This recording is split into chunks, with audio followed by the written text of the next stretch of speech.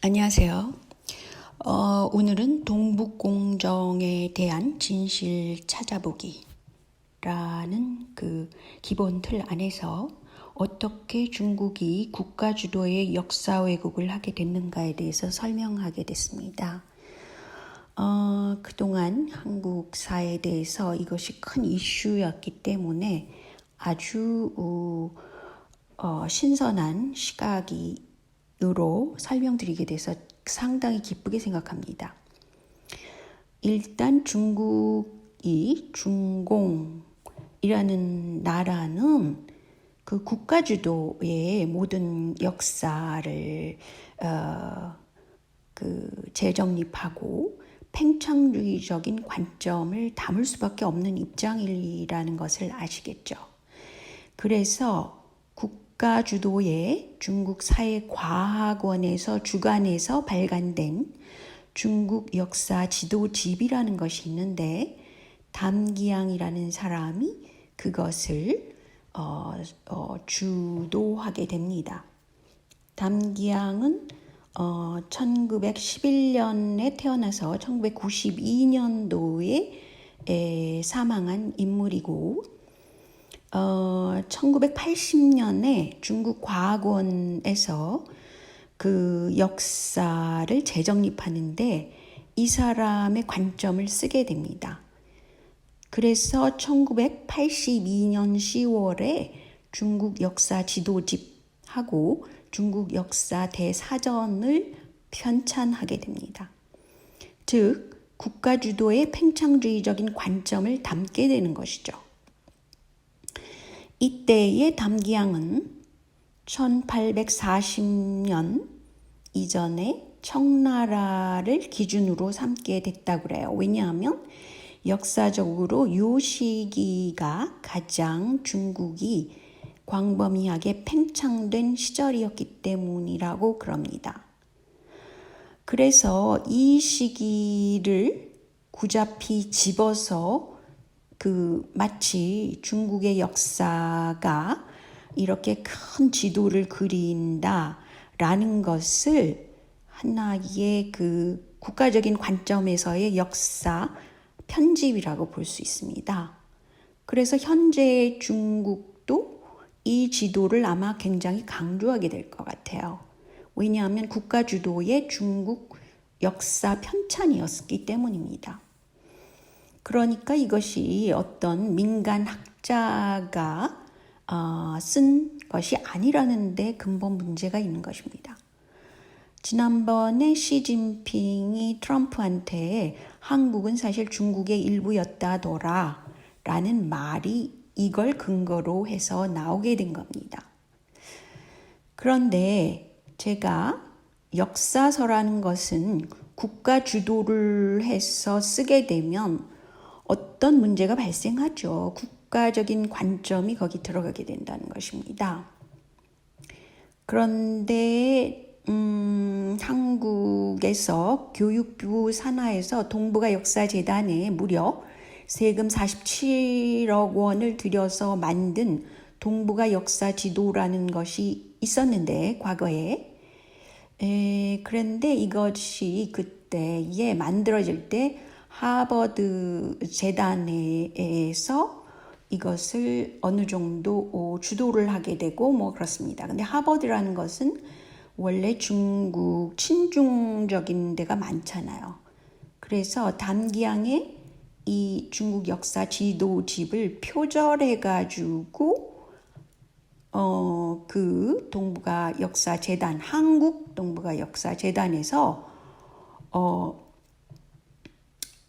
동북아 역사 지도를 만들게 돼서 나중에 이것이 큰 문제가 돼서 결국은 한국 내에서도 이 사업 자체의 그런 어떤 동북아 역사 지도를 폐기시키는 그런 사태가 일어나게 됩니다. 그러니까 한국에서는 한국 정부는 잘 모르는 면이 많아요. 그 역사에 관해서도 어떤 관점을 가져야 되는가, 그것은 물론 자국 중심의 기존에 있던 것을 찾아서 학자들이 뭘 말하는지 또 일제시대의 역사를 했던 그 사학자들은 주로 그 일제시대의 한국사를 왜곡시킨 그런 관점을 갖게 되죠. 그런데 그 관점이 계속해서 이병도 사학이라고 그것을 갖고 있는 게 한국의 큰 문제입니다. 그래서 한국의 역사 사관을 봤더니 민족사관하고 그 이병도 사관, 서울대 역사 중심인데 그것이 부딪히고 있어요. 현재까지도.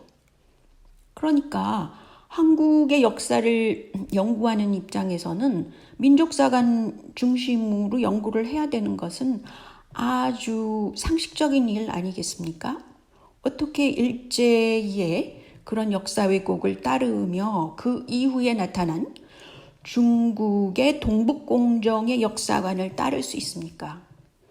이것을 보고 저는 한편으로 너무 한심한 일이라고 생각을 합니다. 이게 아직도 그 이슈화 된다는 것 자체가 참 부끄러운 짓이라고 생각해요. 근데 사실은 이병도라는 사람도 나중에는 고조선이 실제 역사였다라고 증언을 하고 사망에 이르게 됩니다. 그럼에도 불구하고 한국사를 다루는 데 있어서 이병도 사관이 영향을 계속 미치는 것은 그것은 일종의 역사의 카르텔이 만들어져서 자기네들 이익, 그러니까 역사학자라는 타이틀을 가지고 직업을 삼는 거죠. 교수 자리라든가 후학 양성이라든가 또는 어쩌면 일본 재단에서 어떤 자금이 들어올 수도 있는 겁니다. 어찌됐든 그 경성대학이었던 그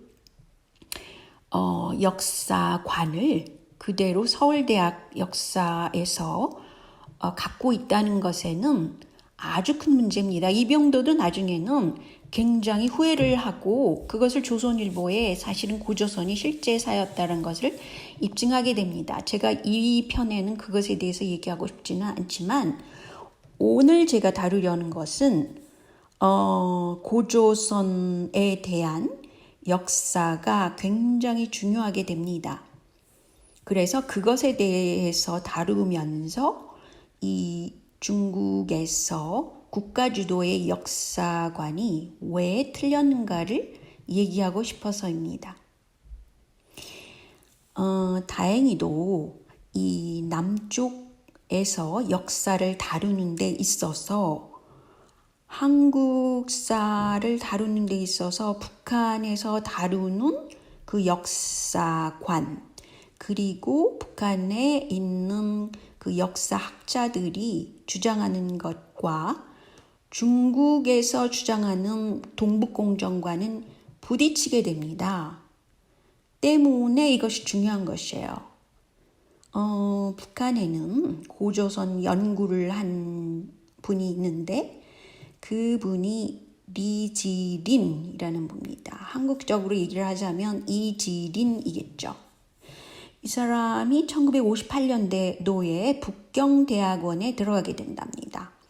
근데 사실 중국에서도 과거에 고서들이 남아있기 때문에 사실은 중국이 그 중공이 됐을 때 이후에 그 어떤 역사를 바꾸려는 노력을 했음에도 불구하고 과거에 있는 고사들이 있기 때문에 오래된 문헌들이 있기 때문에 쉽게 중공에서 원하는 대로 그 역사를 쉽게 바꾸지를 못했어요. 때문에 이 이지린이라는 북한 학자가 북경대학 대학원에 들어가서 그 담당 교수, 지도 교수랑 조금 견해가 달랐지만 자기 나름대로 그 고서 중심으로 또 자신이 그 직접 가서 그 연구를 해가지고 대륙 고조선 설 있죠. 그러니까 중국 내부에 있는 고조선 설하고 낙랑군 제요동설을 토대로 연구를 계속해서 1961년도에 박사학위를 받게 됩니다. 그러니까 북한 학자가 중국에 가서 연구를 한 겁니다. 고조선에 대한 연구죠. 이것이 나중에는 러시아의 고조선 연구를 한 학자에게도 영향을 미치게 되고 책을 발간하게 됩니다. 근데 윤내현이라고 제 생각에는 이분이 한국 학자인 것 같은데 이분이 그 이지린의 고조선 연구에 굉장히 비슷한 시각을 갖게 돼요. 근데 표절이니 어쩌니니가 아니라 그 세부적인 내용이 약간 다르다 하더라도 큰 틀에서 보면 윤내현과 이지린, 리지린의 고조선 연구는 상당히 비슷한 면이 있다는 겁니다. 동일하다는 거예요. 그것이 중요하죠. 결국은 이지린의 고조선 연구에 기원전 5세기, 4세기 정도의 고대 국가의 지도를 보면 고조선이 이런 지도를 하고 있다고 그럽니다. 그러니까 고조선의 서쪽 경계입니다. 그러니까 과거의 일본 제국주의 시대에는 그 굉장히 그러니까 조선 땅을 축소시키려고 그랬어요. 그것에 대한 시각은 많이 얘기들을 하고 있기 때문에 여러분도 이해가 쉬울 것 같습니다. 어쨌든 그 이지린과 윤내현이 보는 고조선의 서쪽 경계는 이렇게 컸습니다. 그래서 여기서 두 학자는 대륙 고조선 설, 낙랑군은 요동이다 라는 것을 주장하게 되는 것입니다. 그런데 그 결과 1962년도에 그 북한에서는 고조선 연구를 대륙 고조선 설, 그래서 낙랑군은 요동이다라는 것을 주장하는 책을 출간하게 된다고 그럽니다. 그런데 한국에 있는 그 강단사학이라는 건 이병도 사학입니다. 그러니까 일제시대의 그 사학과를 주무르던 이병도. 이 사람의 그 일제의 시각이죠. 그 시각에서도 점차적으로 할 수 없이 이지린의 그 연구를 받아들이게 되는데 그 이유를 보니까 이것이 이지린이 연구가 훌륭하다 이런 문제가 아닙니다. 중국 내부에서 고조선 유적 유물들이 너무 많이 발견을 하게 돼요. 그래서 할 수 없이 고조선의 그 경계를 지금의 요하까지 확장을 시키게 된다는 것입니다. 이지린의 고조선 연구는 이런 책이에요. 그리고 한국에 있는 이덕일이라는 그 역사학자가 있는데 그분이 이제 여러 가지 면에서 이것을 해역하게 되기도 합니다. 그래서 잘 모르시는 분은 이 책이 한국에도 나와 있으니까 한번 보시기 바랍니다.